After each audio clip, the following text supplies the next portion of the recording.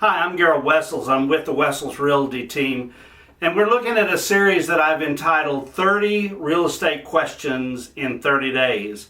And today's topic is radon. I'm going to talk to you about 5 things with radon. In fact, I was just thinking I'm going to give you 5 things about radon, and then I'm going to throw in 2 extras at the end. I guess I could just call it 7 things on radon, but I prefer to look at 5 steps on radon and then 2 bonuses that are very important on the end of this video, so I hope you'll stay with me until the end.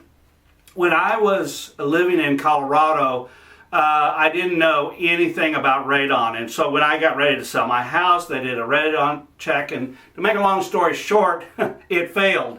It needed to be remediated, and I had to pay for that and yada yada. And I thought, well, you know, when I leave Colorado, that's the last I'm ever going to hear about radon, because I just kind of put radon together with mountains, and I was so wrong. I'm going to tell you in just a few minutes how I was wrong.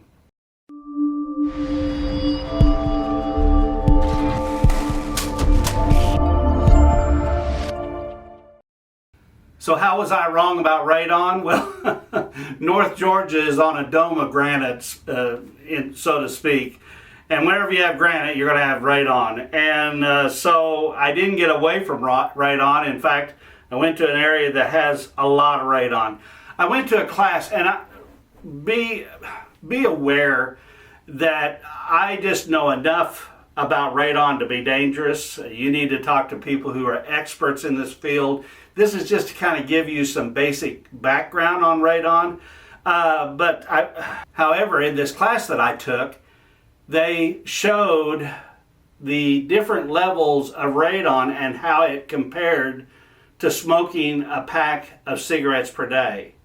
Now, some of you are not afraid about smoking cigarettes, but for those of us that are, you see how much damage it could do to your health by having high levels of radon in your house. So let's just talk about real quickly different things about radon. Now, if you're one of these people that get freaked out by science and all that kind of thing, you don't want to listen to this first point. Because point number 1 is every house, I guess, in the world has radon. Radon is a naturally occurring gas that seeps up from the very depths of the earth through our foundations into our house. Now, not all houses are equal, but every house has some amount of radon, and of course it can be remediated. Very close to that point, number 2, is there are different levels of radon, and you can actually pull up a map that shows the different average amount of radon per county, for instance, like right here in Georgia. And that was amazing that as I looked at that particular map, and that map showed that one of the worst counties in the whole state is right where I live. And so, you know, inform yourself. You can take a look at one of these maps and see how likely it is for you to have radon in your areas. Step number 3, there are different levels of radon that is deemed safe by the U.S. government.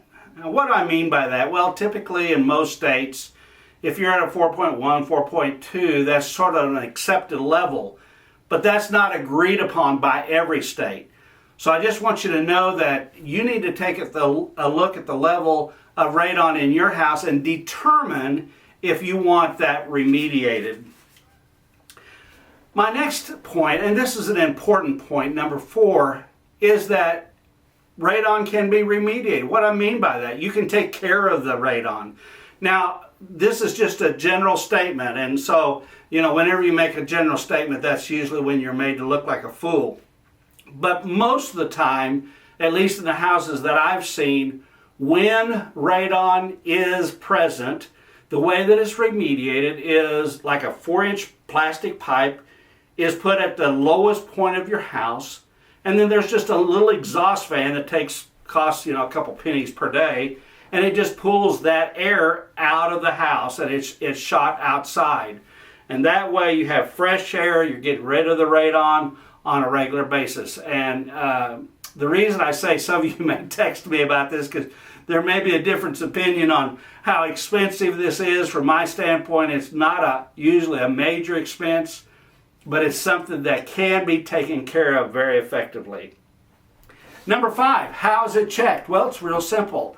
There is a monitoring device, typically that a company will set up in your house, usually in the lowest part of your house, and they leave it there for 4 or 5 days, and then they come back, they check the records, and they can tell you what the average level of radon was in your house over that period, and you can determine if something needs to be done.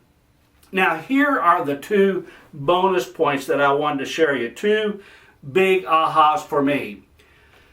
One of them shows that I didn't know anything about radon because it had always been my assumption that houses with a basement were more prone to radon than ones without. And so I told a lot of people that if they had a slab house, they didn't need to worry about radon.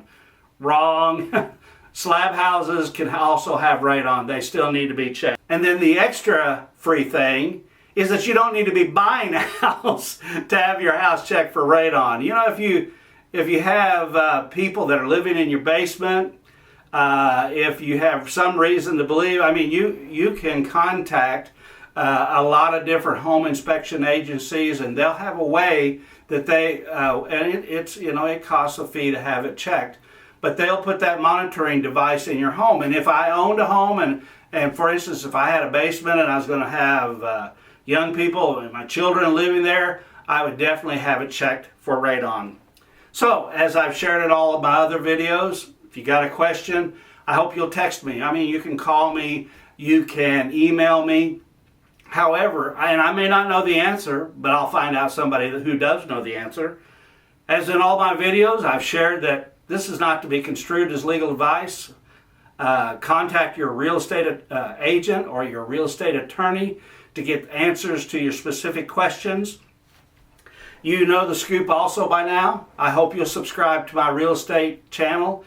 You can do that very easily. I hope that you like this video. You can give me a thumbs up, and you can hit the bell button so that when new videos come out, I will in the future only be producing 1 per week.